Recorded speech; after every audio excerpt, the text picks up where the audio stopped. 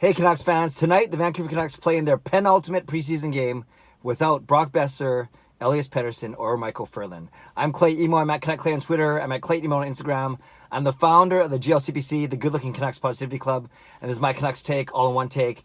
It's Clay's Canucks commentary for Wednesday, September the 25th. You knew I was going to work the word penultimate into my vlog whenever I can, and sure enough, it is the Canucks' second to last preseason game, and they're hosting the Ottawa Senators again tonight. Just before I get into that though, a lot of stuff going on in the league. Justin Falk traded to the St. Louis Blues, further straightening that good decor. We got Matthew Tkachuk signing for 3 years, $7 million, just a bit more than Braden Point, making Matthew Tkachuk the highest paid forward on the Calgary Flames. So kind of Boeser and then Point and then Tkachuk. Now big three left are Laine, Connor, and of course Mikko Rantanen of the Colorado Avalanche. So there's that going on. Then we have Austin Matthews, apparently in May, getting a little drunk with some of his friends, trying to get into a security guard's car. The security guard happened to be a woman, and then apparently mooning her, which is a very mature thing to do, especially for a potential captain. So not going to get into all those things right now, but yeah, there's a lot going on in the NHL. A lot of other vloggers talking about those kind of things. I'm going to talk about the Vancouver Canucks because that's who I care about, and that's what I know most about. Okay, the Canucks play tonight, then they play again tomorrow night. So Travis Green trying to manage his rosters a little bit, looking at these 2 games in 2 nights, and then a 6-day break before the season starts October 2nd. So like I said at the top, we're not going to see Boeser, still recovering under concussion protocol. He's day-to-day, we heard today.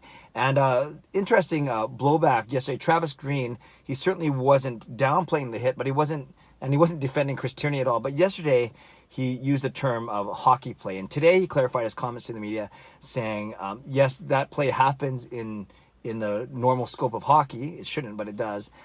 But he did reiterate that it was a dirty play and that he was certainly upset about it. Of course, his best winger is out now for hopefully not that long. So yeah, Canucks fans are really sensitive, right? Because of what happened last year with Pettersson, getting manhandled by Matheson, leading to his first injury, then the Kotkaniemi incident.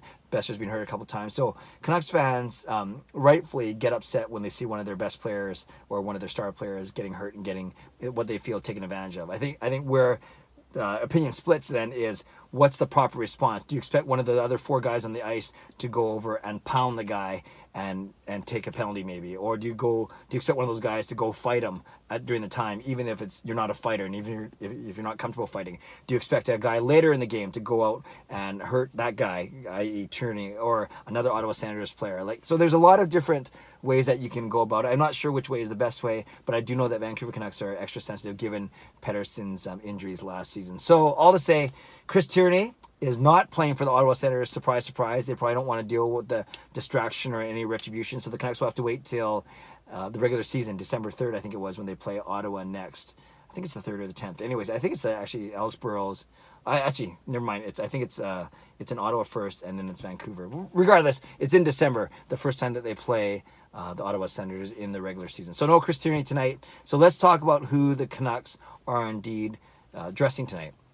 They're dressing their top line tonight of Horvat between Miller and Pearson. Didn't do much as a line last game. They got individual points on the power play, but as a line, they didn't create much even strength. We'll see if that changes tonight. Then you have Brandon Sutter skating with Jake Virtanen and with Nikolai Goldobin on the second line. You have Adam Gaudette between Zach McEwen and Sven Baertschi. And then you have the fourth line of Beagle, Schaller, and Mott. So you'll see that, Gaudette's getting into the game, McEwen's getting into the game, Goldobin's getting into the game, Virtanen's getting into the game, Schaller's getting into the game. I say those are 5 guys that are all in the bubble.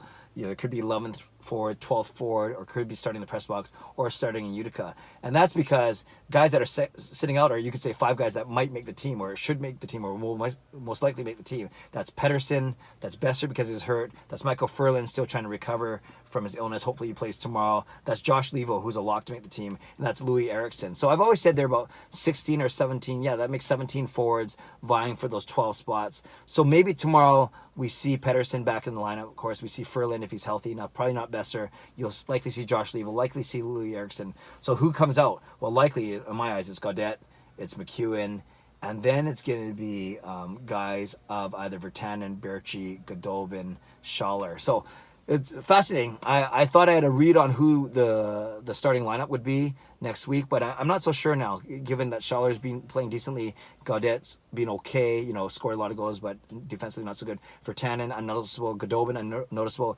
Eriksson up and down. So a lot of bubble decisions that will be fascinating to watch. So we can talk about tomorrow's lineup tomorrow. So that's who we got on the forwards. Again, the big absences: Pettersson, Boeser, and Ferland. Likely our de facto top line will all not be playing tonight.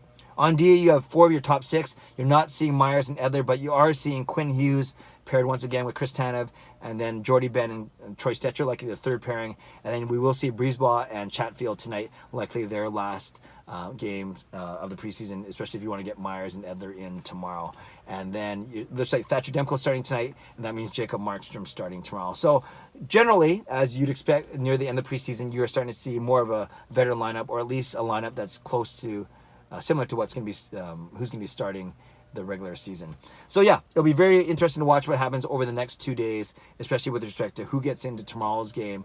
Will Travis Green want to try and go with his starting 18 guys, or will he still use it as an evaluation, a decision-making time, because he knows he's got 6 days to prepare for the regular season? We'll see what happens, but tonight I gave my tickets to my good buddy Rich. He's going with a friend, so I'm happy that they're able to use it. Then I finally get into Rogers Arena tomorrow. I'm going to tomorrow night's preseason game. Got to get into one at least, right?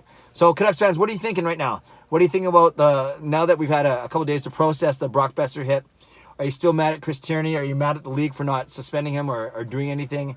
Did you think that Travis Green's comments were insensitive is the wrong word, but do you think we read the wrong way yesterday when he said it was a hockey play and seemed to downplay it a little bit?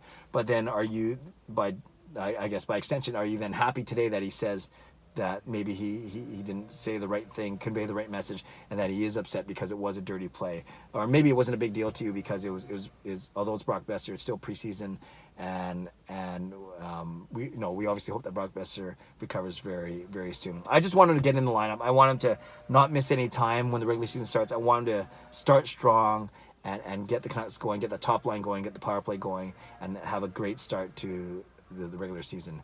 But he's day-to-day. That means he could be skating by the end of this week. He might have to wait longer. We will see. But, of course, like I said yesterday, our thoughts and prayers with Brock Boeser and with Oscar Fantenberg, too, who likely was going to slot in as the 7th D-man. Does that mean Biega takes that 7th spot if Fantenberg's not ready? Or is it another young D-man that actually gets to have that spot when the season starts? We'll see. We'll see what happens tonight. We'll see what happens tomorrow. Canucks fans, leave a comment below. I'd love to read, react, and reply as always. Subscribe if you like to. Like this video if you like to. Enjoy the day. Enjoy the game tonight. God bless. Go Canucks go.